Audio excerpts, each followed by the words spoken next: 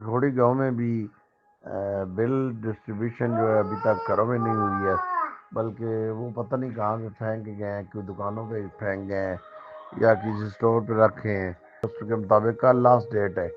Bill अभी तक ना ही दुकानों से मिले हैं ना ही घरों से मिले हैं। तो ये बिल ये वाकई जब रीडिंग करने आ जाते हैं तो ये बिल क्यों नहीं डिस्ट्रीब्यूट करते हैं।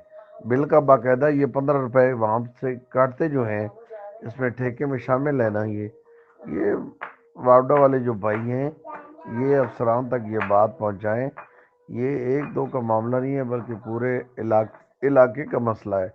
उमक का, खोड़ी का, बुड्ढे का, ये सारों सारों का मामला है।